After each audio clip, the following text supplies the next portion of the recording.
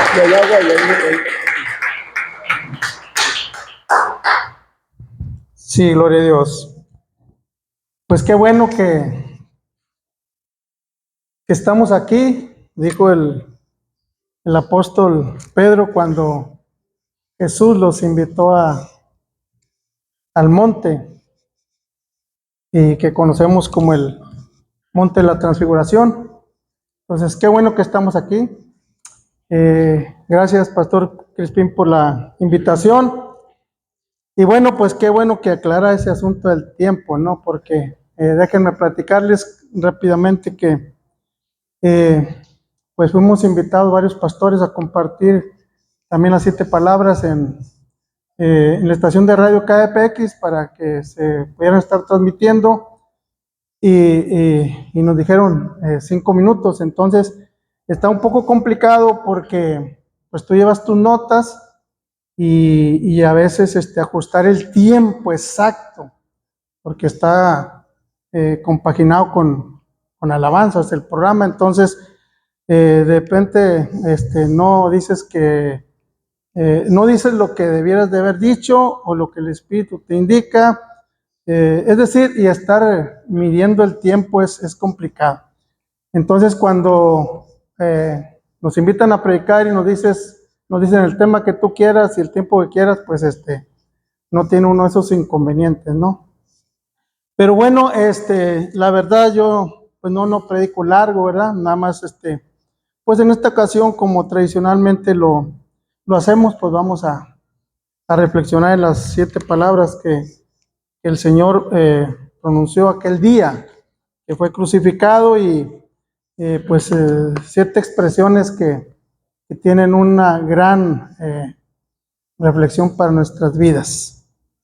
Quiero nada más introducir un texto de San Mateo, capítulo 16, verso 21, que dice así: Desde entonces comenzó Jesús a declarar a sus discípulos que le era necesario ir a Jerusalén y padecer mucho de los ancianos, de los principales sacerdotes y de los escribas, y ser muerto y resucitar al tercer día.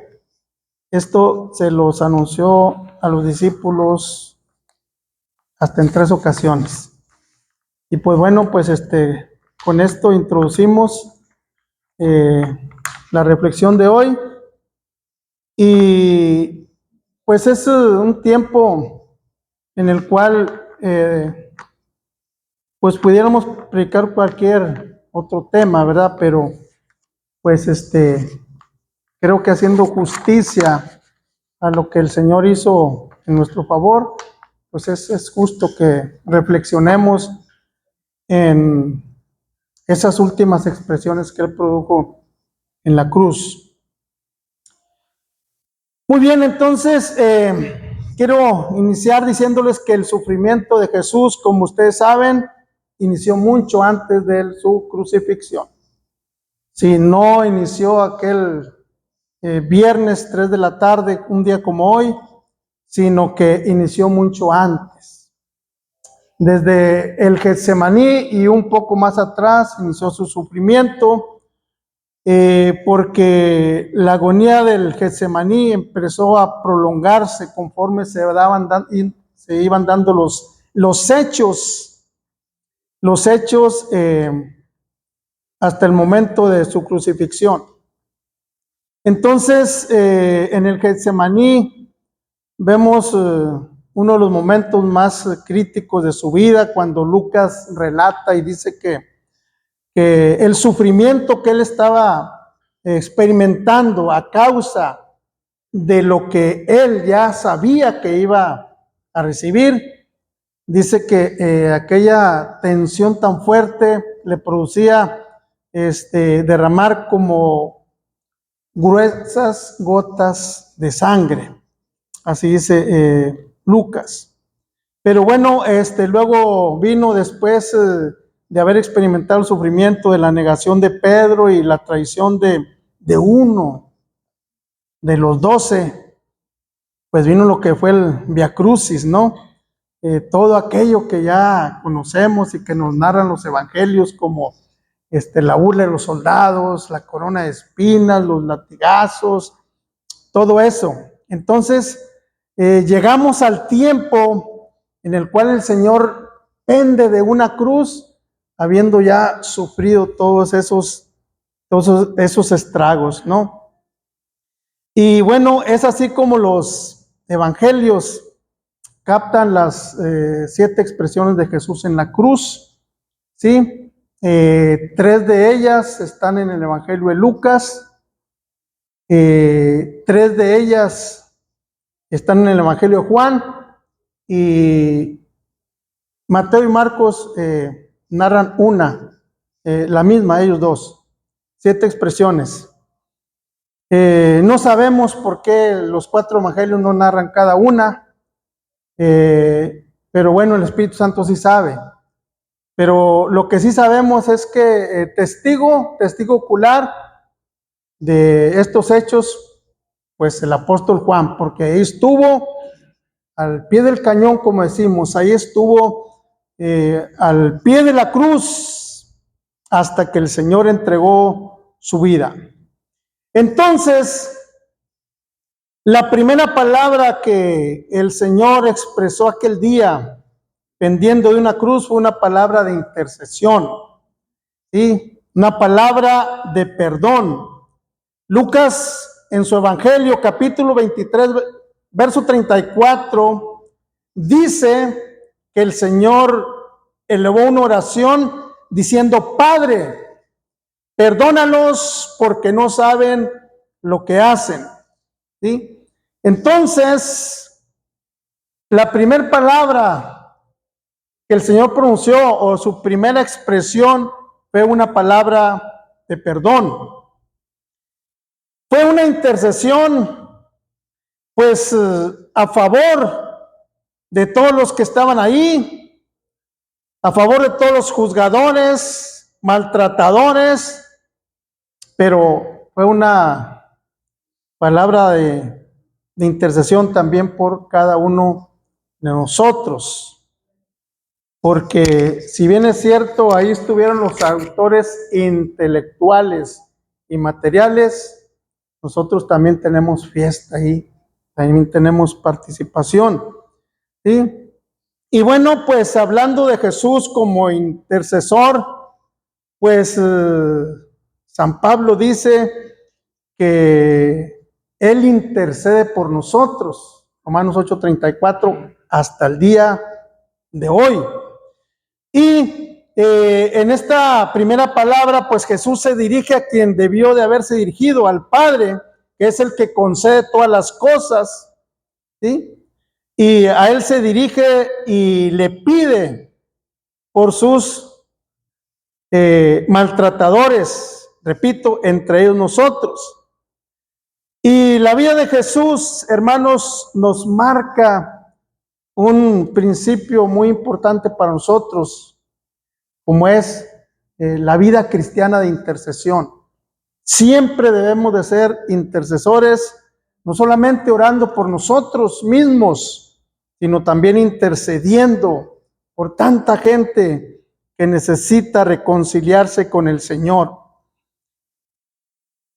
Creo que Esteban lo entendió muy bien, porque aquel primer mártir cristiano, cuando estaba siendo también martirizado, dice el libro de los Hechos que se puso de rodillas y clamó al Señor diciendo: no les tomes en cuenta este pecado. Y habiendo dicho, expiró, ¿sí? Ahora bien, se dirigió al Padre porque, repito, Él es el que concede todas las cosas, ¿sí? Es el único que tiene la respuesta a nuestras oraciones, a nuestro clamor. Y su petición fue una petición de perdón, como ya dijimos, pero fue también el cumplimiento de la profecía de Isaías.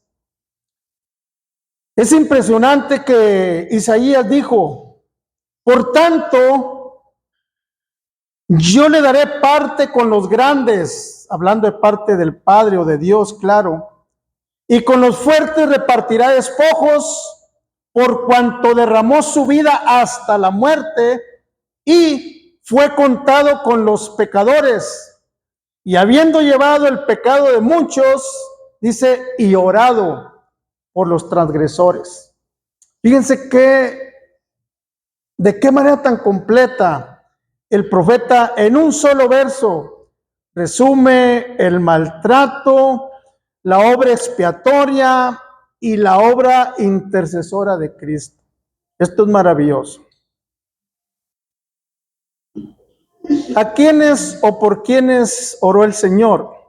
Pues ya dijimos que por los transgresores, ¿sí? Pero también por nosotros. Y el Señor Jesús, pues esto de la intercesión y el tema del perdón no era nada nuevo para Él. Cuando Él ministraba, oraba por la gente y les decía, tus pecados te son perdonados. De manera que era un ministerio especial, constante, que Él tenía. ¿Sí?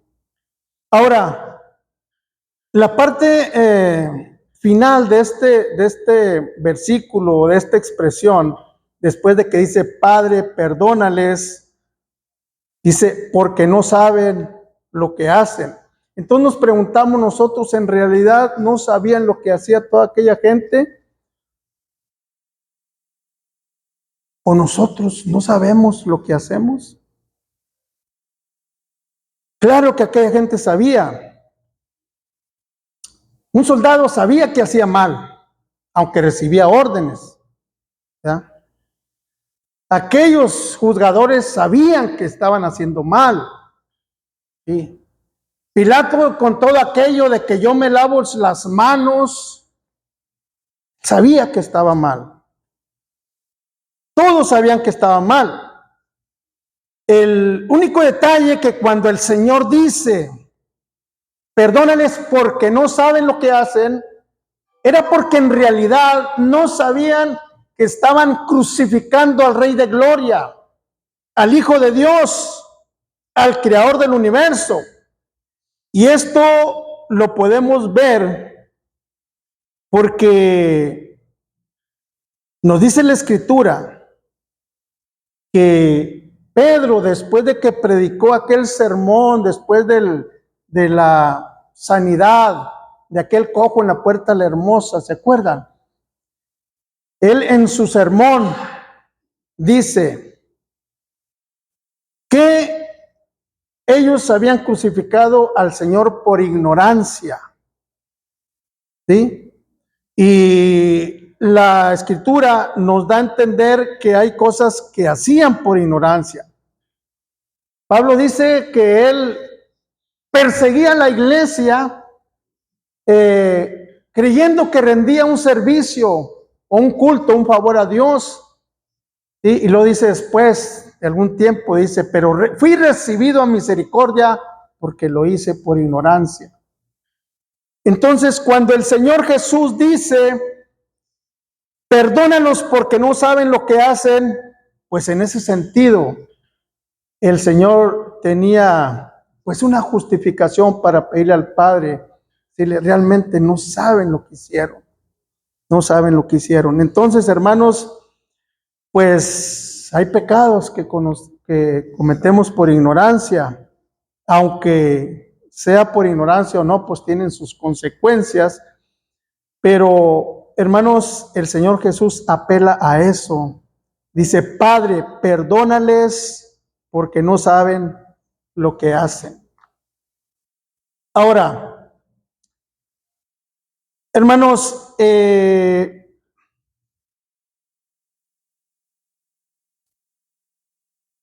yo traigo pues muchas cosas entre mis notas, ¿verdad? Y pues algunas voy a resumirlas, pero otras voy a compartirlas.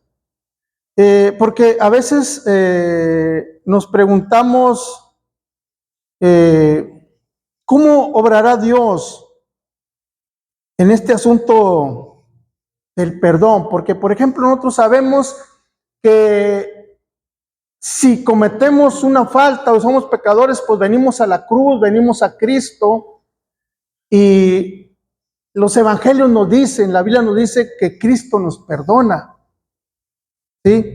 Pero pues hay gente que no ha conocido el evangelio, que no vivió ni en el tiempo de Jesús, y hay gente que vendrá todavía después de nosotros, y decimos, bueno, pues lo que creemos y hemos entendido, que los que murieron antes de Cristo fueron salvos mirando hacia la cruz, mirando al futuro. Nosotros hemos sido salvos mirando al pasado, mirando hacia lo que Cristo hizo hace 2000 años.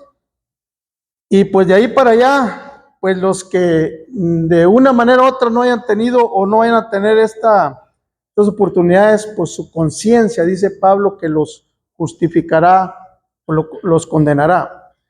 Pero le damos gracias a Dios, hermanos, porque nosotros tenemos la bendición de conocer la palabra, tenemos la bendición de que se nos haya presentado el evangelio y que hubiéramos podido y entendido cómo es que recibimos el perdón que Cristo tiene para nosotros. Y eso mismo nos lleva, hermanos, al principio de Dios, de que si has sido perdonado, tú también perdona a quien te hace daño, te ha hecho daño.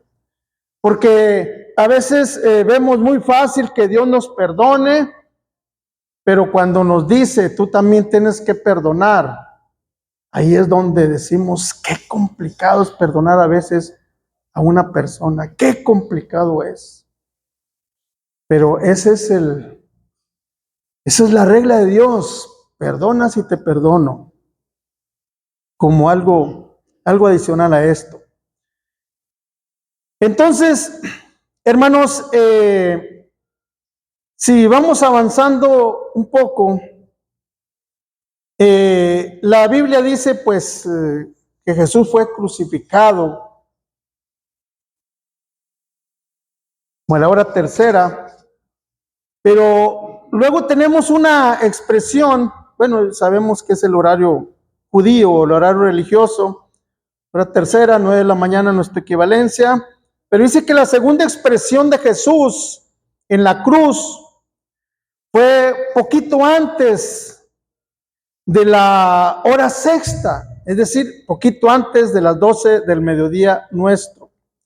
Y ahí el Señor, ¿sí?, en palabras también de Lucas, dice que el Señor se dirigió a uno de los que estaban al lado de él crucificados, unos malhechores, y les dijo, de cierto te digo que hoy estarás conmigo en el paraíso.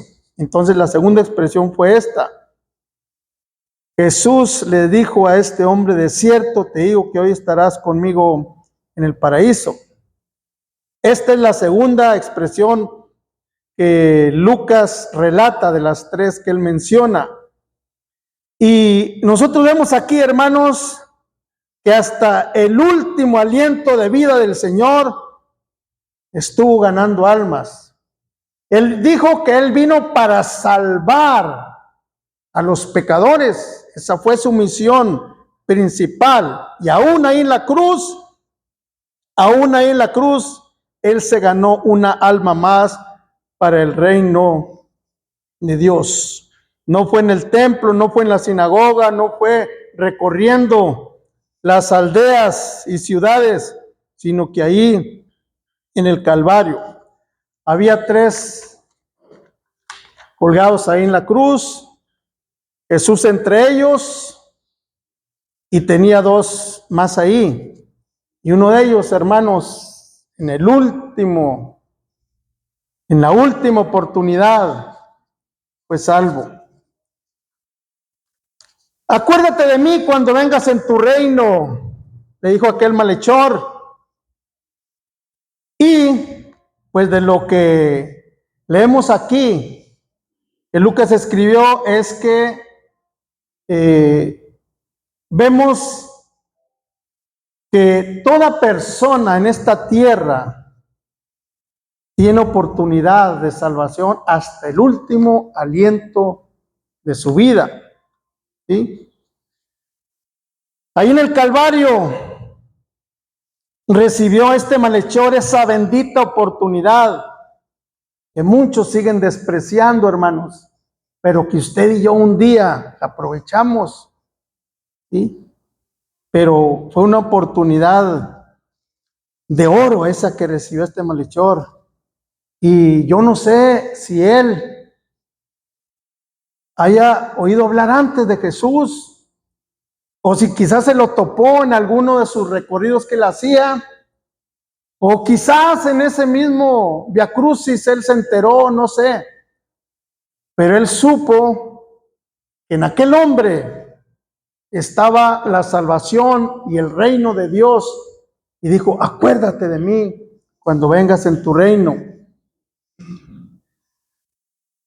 Lo único que tuvo que hacer es pedir, pero fue una petición que yo creo que nació del corazón, porque el Señor discierne los pensamientos y las intenciones del corazón, y Él sabe cuando en las iglesias alguien hace una decisión con el corazón, y también sabe cuando lo hace de labios hacia afuera. Entonces aquel malhechor lo hizo de corazón y el Señor le concedió esa petición. Ahora, aquel hombre le dijo, acuérdate de mí cuando vengas en tu reino. Pero el Señor le dijo, hoy mismo estarás conmigo en el paraíso. Por eso nosotros creemos, hemos comprendido, aceptado la verdad bíblica que cuando nosotros fenecemos, terminamos, inmediatamente vamos en la presencia del Señor. Si no hay demora en eso. Quizás alguien pudiera pensar que ese hombre estuvo o estaba delirando, pero hermanos, yo creo que estaba más cuerdo que cualquiera. Sí, acuérdate de mí cuando vengas en tu reino, pero el Señor le dice, hoy mismo, de cierto te digo que hoy estarás conmigo en el paraíso. Fue un amén que el Señor le dio a aquella petición. La condición de aquel hombre de tormento, de falta de esperanza, se convirtió en una condición de consuelo y cambio en su vida y en su destino. Sí, a partir de ese día, tan pronto muriera, tendría un lugar en el paraíso. Hermanos, el paraíso fue la primera habitación del hombre. Ya sabemos que se perdió a causa del pecado, pero el propósito de Dios es regresarnos ahí. ¿Sí? Y aquel hombre, como cada uno de nosotros, hemos ganado esa bendición, hemos alcanzado esa promesa. Aquel hombre no necesitó o no le dio tiempo para ser discipulado, ni para bautizarse, ni para aparecer en un libro de membresía de la iglesia, ¿sí? Sino que él recibió el favor de Dios inmediatamente. A nosotros Dios nos ha concedido, ¿verdad? Estudiar su palabra, formarnos, bautizarnos, servirle, pues gloria a Dios por ello. Pero el Señor realmente, así como bendijo aquel malhechor, también a nosotros nos ha dado una palabra y nos ha dicho que en aquel día Él dirá, bien, buen siervo y fiel, entra a la presencia del Señor, o nos recibirá en las moradas que Él está preparando. Y lo más maravilloso también es que en el tiempo en que nosotros terminemos, dice la palabra que Él estará con nosotros y nos ayudará a pasar ese valle de sombra y de muerte, de manera que no podemos, no debemos o no tenemos por qué temer. El Salmo, uno de los salmos dice, Él me guiará aún más allá de la muerte. ¿Sí? Es un momento o una etapa final de nuestra vida que muchos tienen temor, pero tenemos que entender que el Señor nos acompaña en nuestra vida terrenal, pero nos va a acompañar en la transición también de la muerte a la vida. La tercera palabra, hermanos, o tercera expresión, es una palabra de deber o es una palabra también conocida como una palabra de amor. Hermanos, esta es la primera palabra que expresa o que narra el apóstol Juan en su evangelio. Ya dije que Juan fue el único testigo ocular, presencial, ¿sí? Y esta palabra dice que el Señor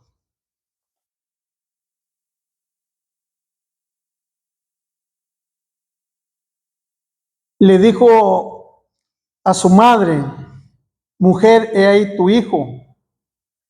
Y al discípulo le dijo, he ahí tu madre. San Juan, capítulo 19, verso 26. Hermanos, es algo muy impresionante lo que Juan narra en esta tercera palabra, porque dice que antes de que Jesús le hiciera ese encargo a él de cuidar a su madre, dice que vio a ese discípulo que estaba presente. No tenía opción el Señor. No había nadie más ahí.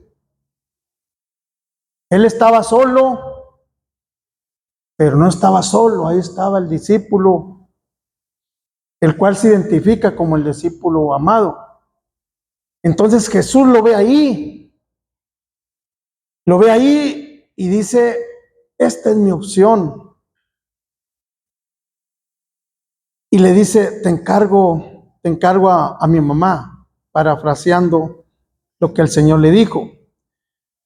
Y el texto dice, hermanos, que desde ese momento Juan la recibió en su casa, o sea que se la encargó el Señor, se la entregó y él la recibió. Qué bendición, hermanos, cuando tenemos amigos fieles en quienes podemos confiar y confiar lo más valioso. Fieles y leales, fieles y comprometidos.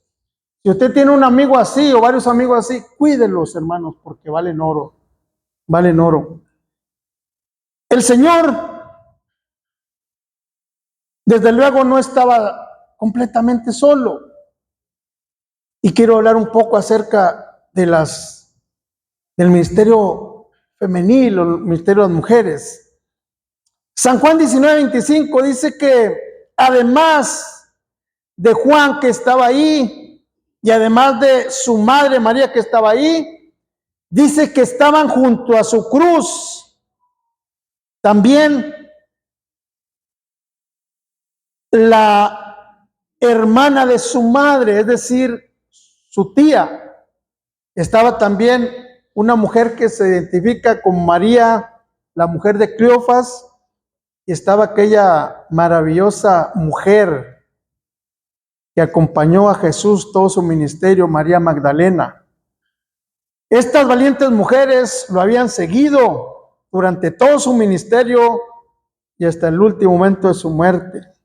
Qué bendición, hermanos, cuando un pastor tiene un equipo de trabajo que se mueve con él, que sirve con él, que hace la obra con él.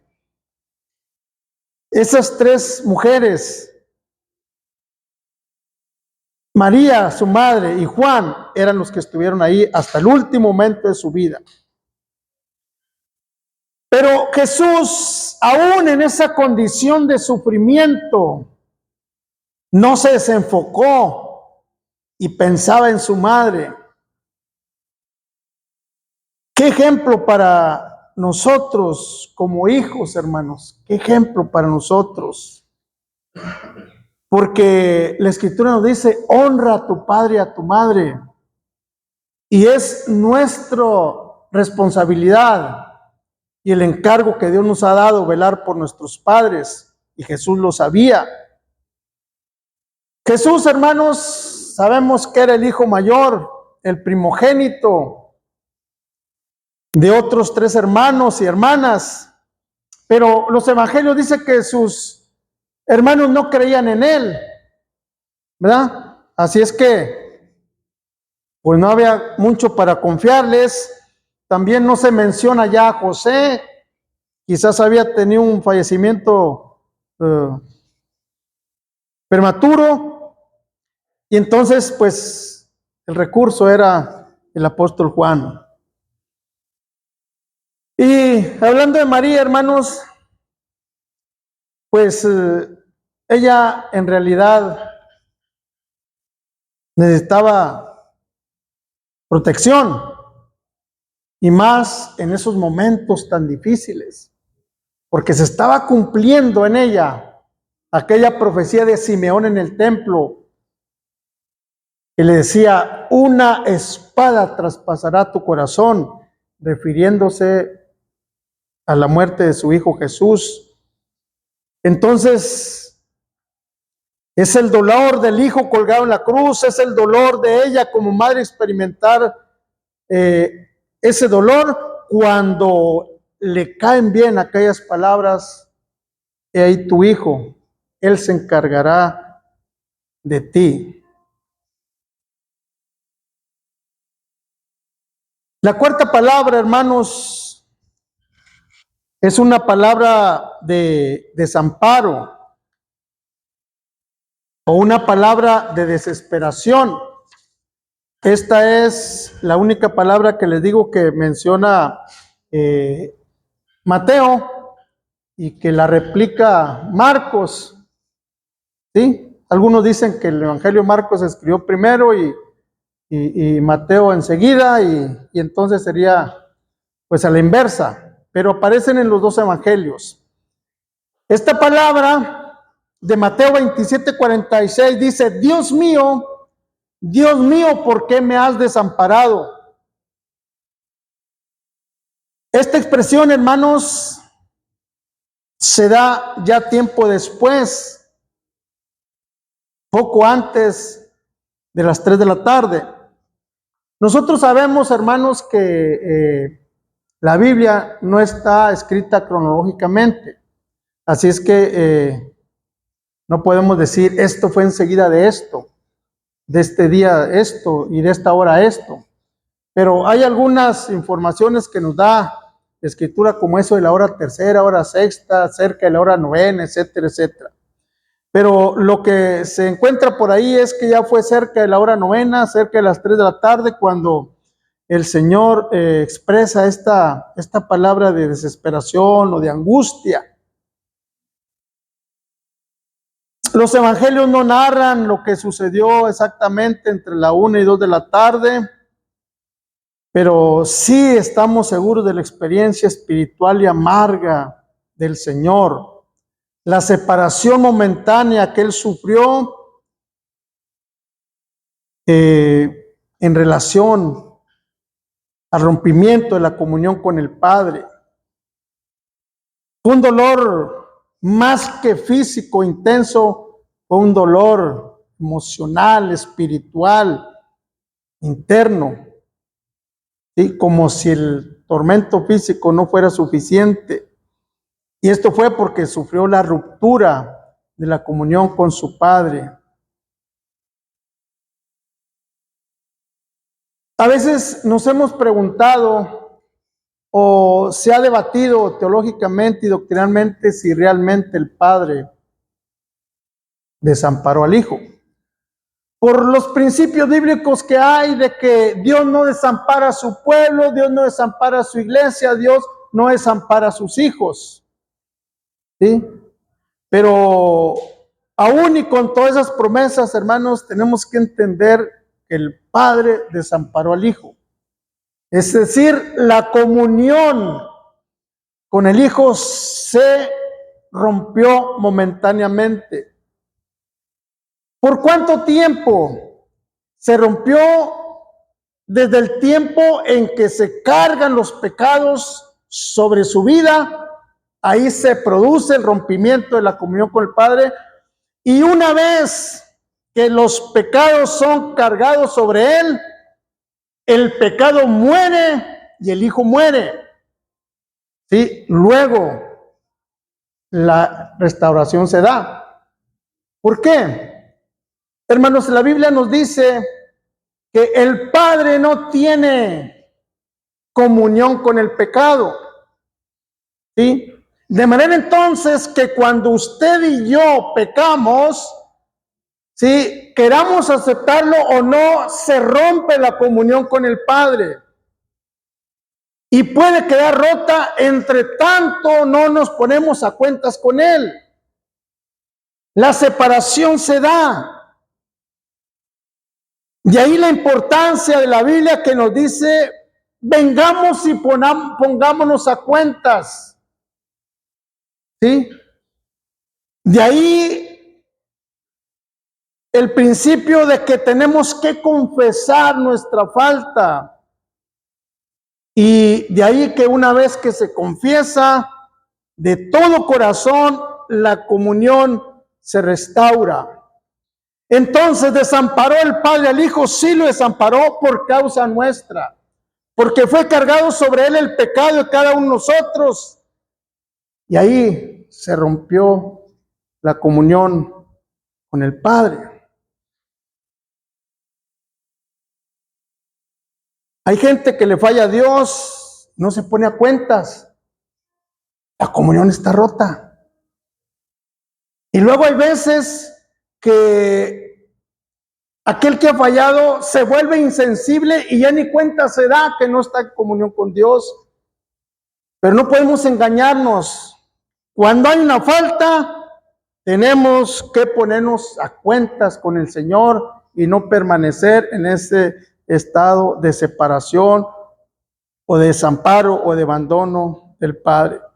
Entonces, la separación que Jesús experimentó del Padre fue a causa de la obra sustitutoria, es decir, Él cargó lo que nosotros deberíamos de cargar, experimentó lo que nosotros deberíamos de experimentar, y eso le costó ese dolor tan profundo de separarse de aquel del cual decía, mi Padre y yo uno somos.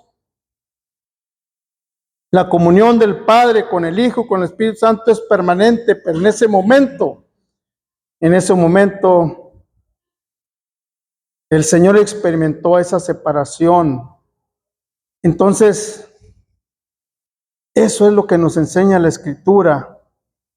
Hermanos, la única forma, repito, cuando Dios nos desampara es precisamente en el momento que fallamos. Y ya queda a nuestra decisión el restablecer esa comunión lo más pronto posible. Por eso es que cuando le fallamos a Dios, hermanos, nos sentimos mal. Hay una angustia que se apodera en nosotros. Si realmente el Espíritu de Dios está en nosotros y si realmente hemos experimentado la experiencia de la salvación. Quien no ha sido salvo y no tiene el Espíritu Santo en su vida, no pasa nada. Pero los que hemos tenido esa experiencia de salvación y Dios puso su Espíritu en nosotros, somos sensibles y nos damos cuenta de que nuestra comunión con Dios se vio afectada. Alguien dijo, debemos notar la diferencia entre el Getsemaní y el Gólgota. En el huerto de Getsemaní, Jesús tiene un Dios que le oye y le fortalece. Pero en la cruz, en el Gólgota, Dios le da la espalda por causa nuestra. Durante esa hora negra, Jesús fue hecho pecado por nosotros, fue hecho maldición por nosotros, como dice el apóstol Pablo. En Getsemaní Jesús luchó consigo mismo por el dolor que iba a experimentar en la cruz, el dolor físico. Sí, pero en el Gólgota luchó por conservar la comunión con su Padre y no lo logró por causa nuestra. Sí. Por eso cuando él decía, Padre, si es posible que pase de mí esta copa, te lo pido, no se refería al dolor del sufrimiento físico, sino a la ruptura que iba a tener con su Padre.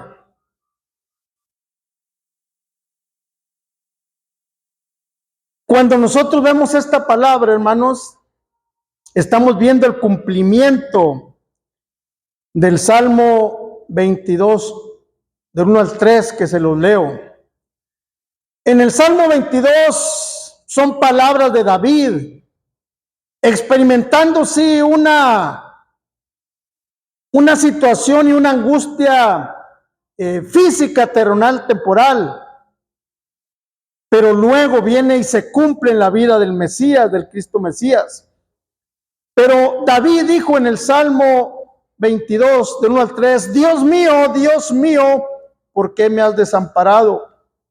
¿Por qué estás tan lejos de mi salvación y de las palabras de mi clamor?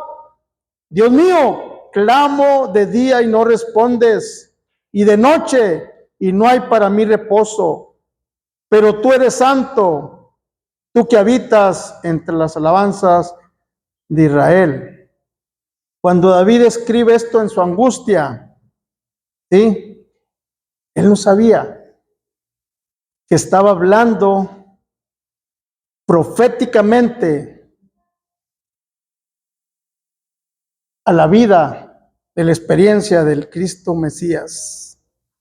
El desamparo del Padre se hace, hermanos, incomprensible, porque días antes, el Señor en aquel recogimiento espiritual de la última cena con sus discípulos, días antes, Él había dicho, he aquí la hora viene, ya ha venido ya, en que serán esparcidos cada uno por su lado y me dejarán solo, mas no estoy solo porque el Padre está conmigo.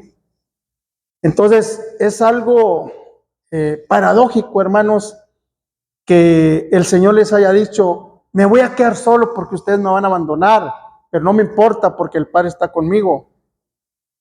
Y luego se da la separación y el abandono del Padre.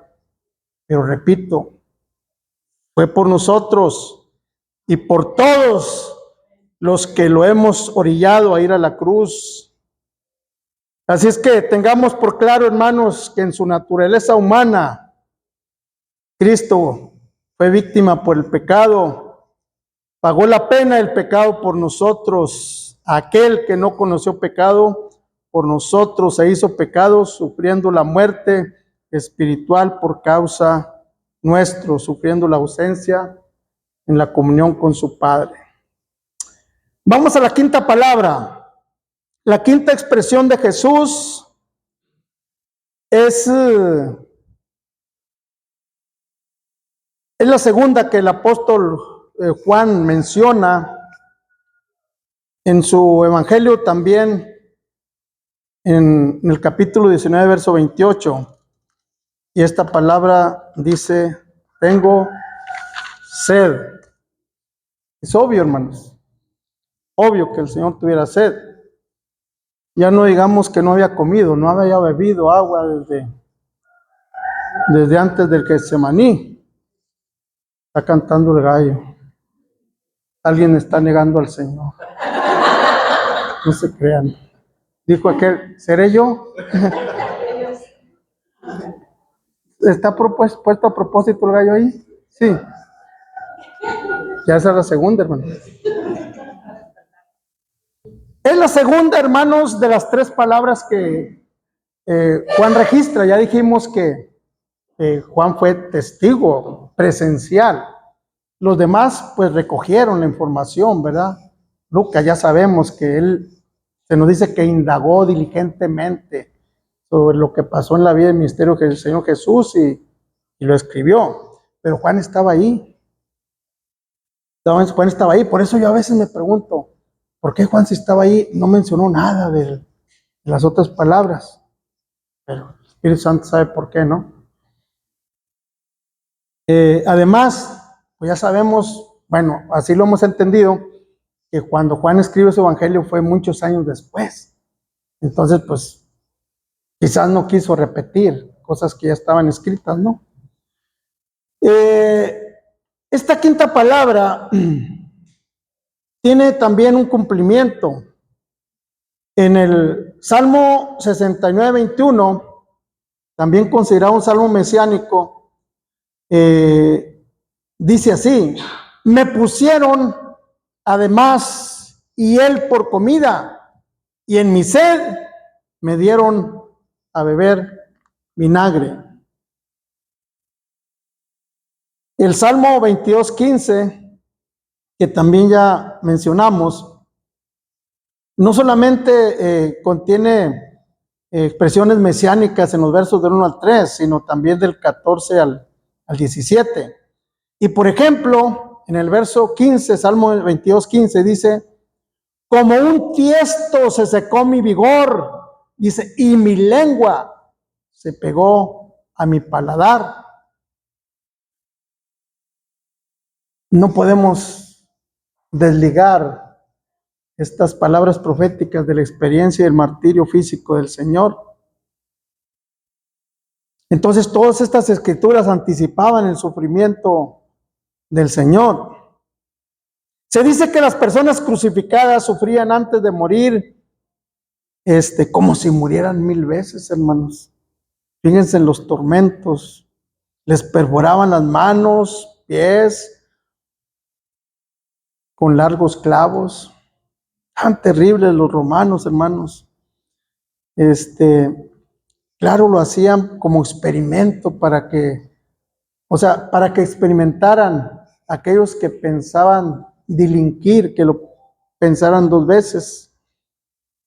Entre los tormentos que se sufrían es que pendían o colgaban de la cruz con los pies apoyados en una tablilla y empezaban a sufrir una fuerte inflamación, hinchazón de las heridas por los clavos, dolores insoportables en los tendones desgarrados, incomodidad terrible por la posición tensa del cuerpo, dolor de cabeza constante, deshidratación y de ahí la sed. Todos estos, hermanos, fueron padecimientos físicos del Señor. Tengo sed. Pone de manifiesto que a esa hora el sufrimiento humano de Jesús pendido sobre la cruz era algo terrible. Agonía de la sed.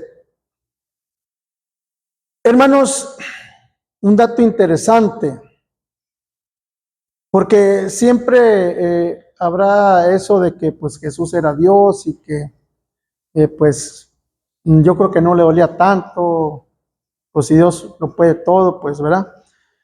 Y nosotros vemos un movimiento gnóstico que describen los apóstoles en sus cartas, y entre ellas el apóstol Juan.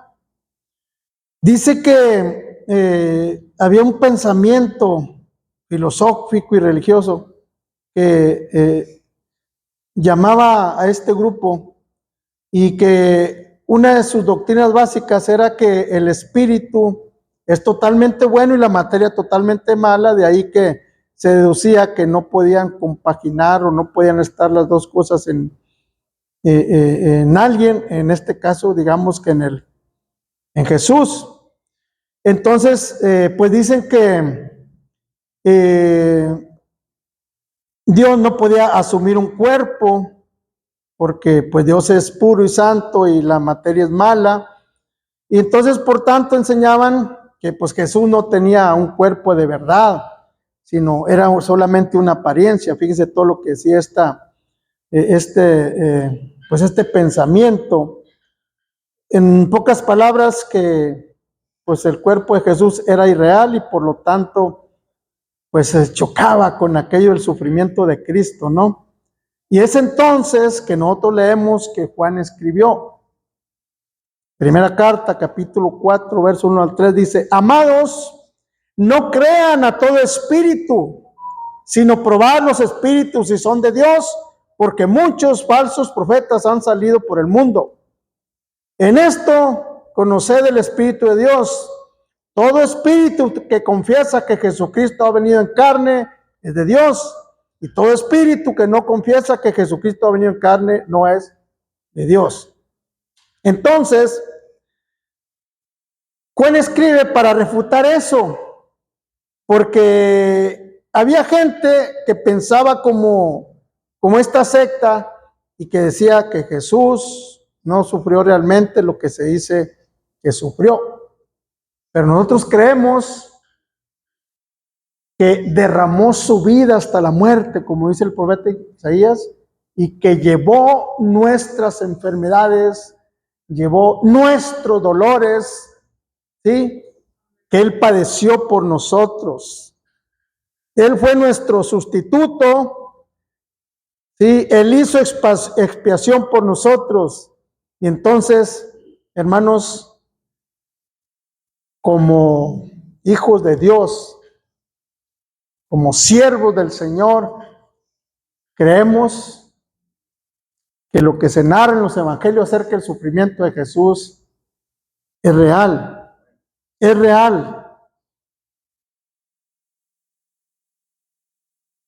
La fatiga que había pasado, la angustia que había experimentado, el calor del día y la tremenda pérdida de agua y sangre fueron las causas naturales de su sed.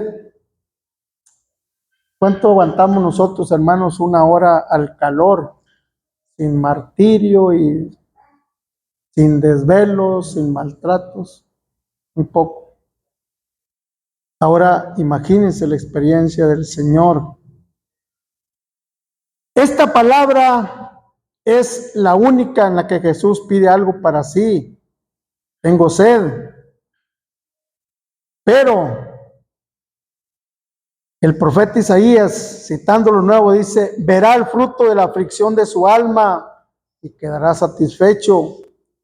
Por su conocimiento justificará mi siervo justo a muchos, dijo Dios, y llevará la iniquidad de todos ellos. Es decir, el Señor decía: vale la pena o valió la pena haber sufrido el tormento por todos aquellos ganados con mi sangre. Un dato más: una vasija de vinagre. Respecto al vinagre, es una especie de vino ácido que era la bebida común de los soldados romanos. Era una especie de estupefaciente, es decir, para calmar el dolor, que Jesús, se rehusaba a beber. Sí, finalmente se nos da a entender que bebió un poco y luego expiró. Y con esto, hermanos, nos vamos a la sexta palabra. Pero quiero decirles que cuando nosotros leemos lo que Juan dice, parece ser que las cosas se dieron de una manera seguida, continua. Esto de que tengo sed y de que consumado es, y Padre, en tus manos encomiendo mi espíritu. Juan 19.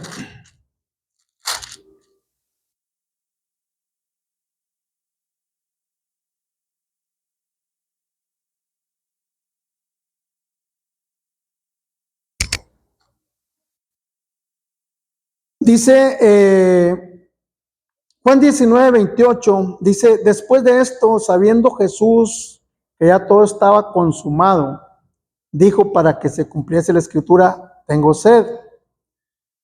Y estaba ahí una vasija llena de vinagre.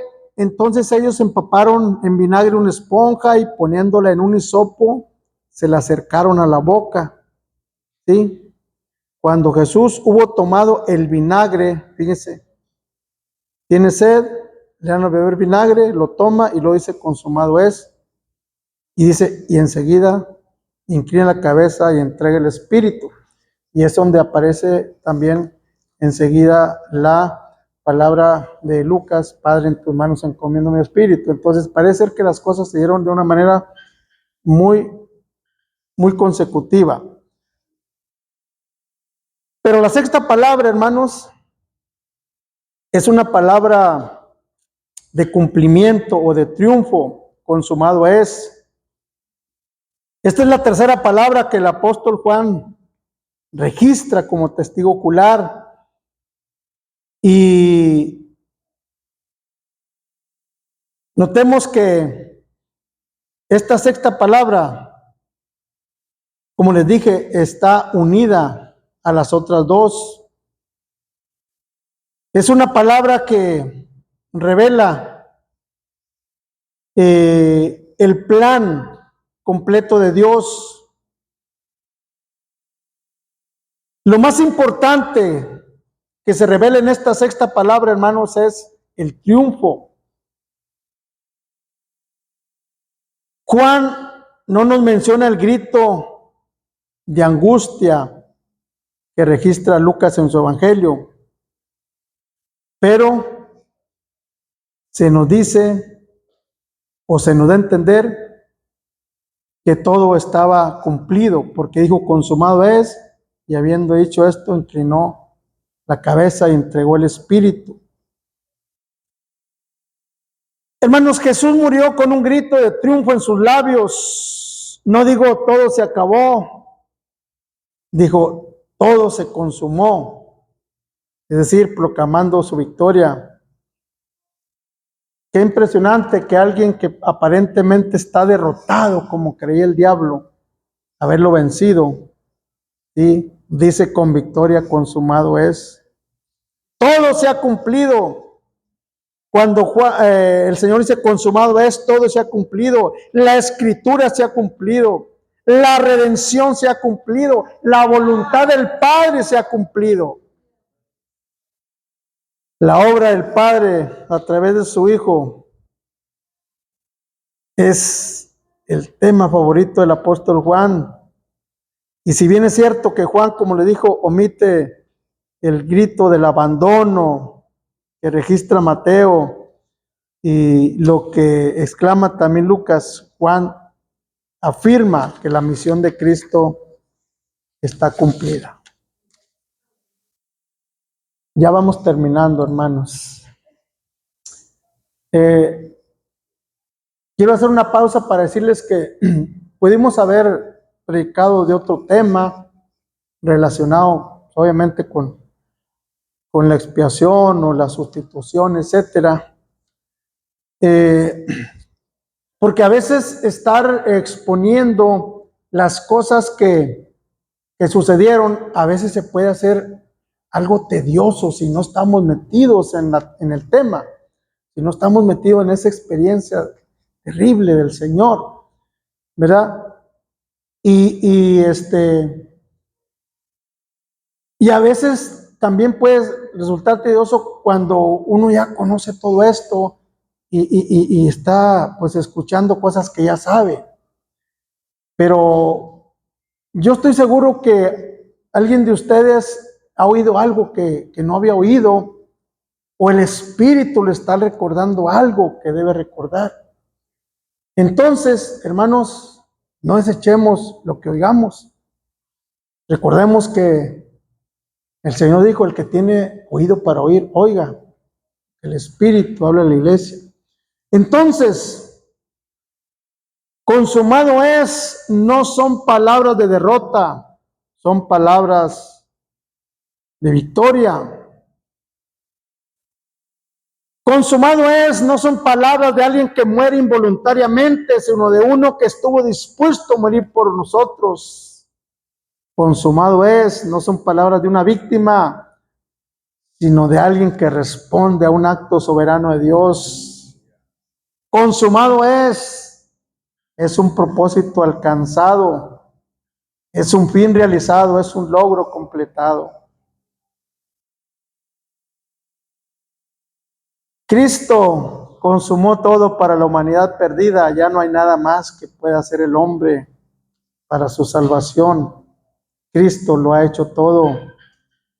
El pecador solo tiene que aceptar por fe lo que Cristo hizo en el Calvario, recibirlo en su corazón.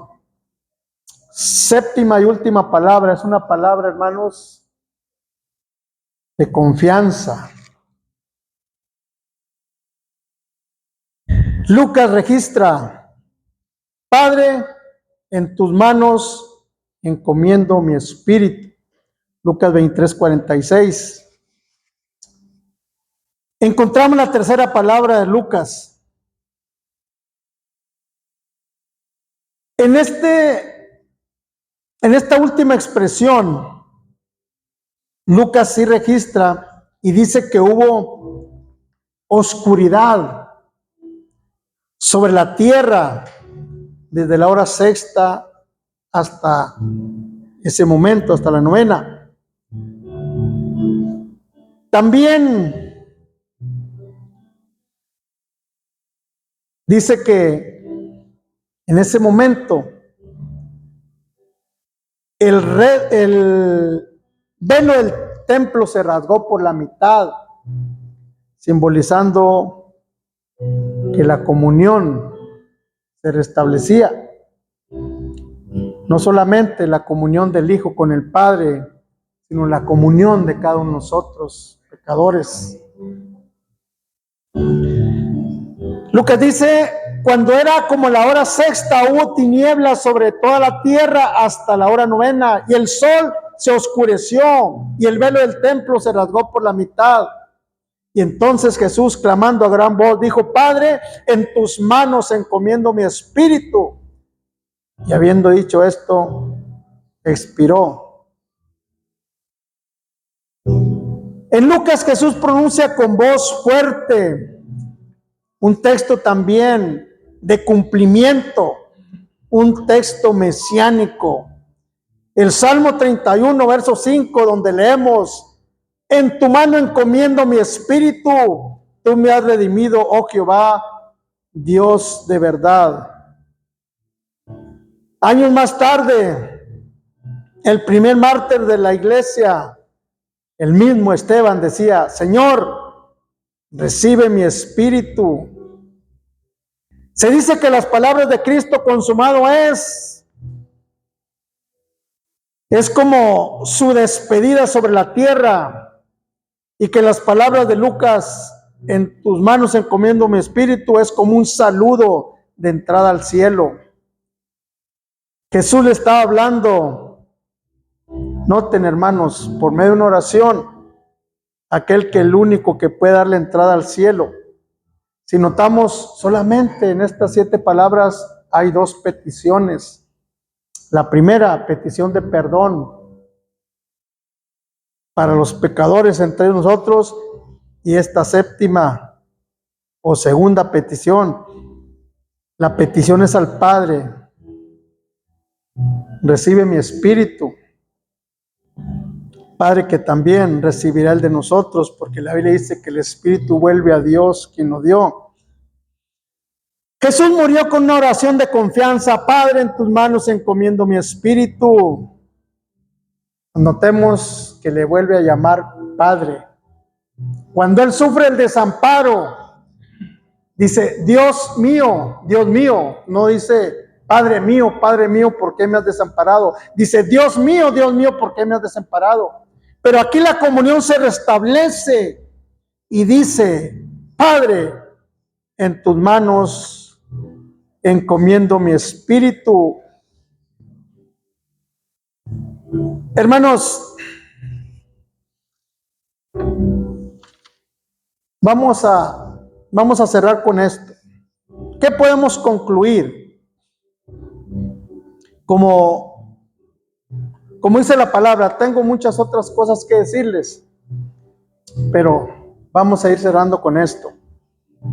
Hemos oído las 7 palabras en la cruz del hombre que dio su vida por nosotros, pero todavía faltan las palabras del hombre hacia la cruz. Hemos oído lo que Jesús expresó, ahora Él quiere escuchar nuestras palabras a su obra sustitutoria. La cruz no es solamente un regalo de Dios al hombre, la cruz también nos desafía. La cruz es una invitación de Dios para que el pecador responda qué va a hacer con su vida. Cuando nosotros predicamos como hoy, hermanos, creemos, pensamos, damos por hecho que todos son cristianos, que todos han entregado su vida a Cristo, que todos han experimentado la experiencia de la salvación, pero quizás haya uno que no se haya encontrado aún con Cristo. Por eso digo que la cruz es una invitación de Dios a aquel que no se ha puesto cuentas con Dios. Sin decisión por Cristo no hay cruz para el hombre. La cruz se hace cruz y redención cuando el pecador contesta frente a ella con palabras de aceptación, es decir, que le dice a Cristo, te recibo en mi vida. Piensa en la decisión de Judas, que después de haberle fallado, fue y se ahorcó. O piensa en la indecisión de Pilato, que sabiendo que hizo mal, simplemente fue indeciso y dijo, yo me lavo las manos. Así no opera la salvación de Dios. Piensa en la decisión de Pedro, sin embargo, que decidió correctamente, porque cuando negó al Señor, lloró de pesar y fue a la cruz, y el Cristo crucificado lo restauró. Finalmente, ¿dónde estamos nosotros en este día? ¿Dónde estamos en este día? Observemos a los que mataron a Cristo. No lo matamos, no los mataron solo ellos, también nosotros con Él. Reconozcamos y pidamos perdón al que desde la cruz nos perdonó. Dios les bendiga.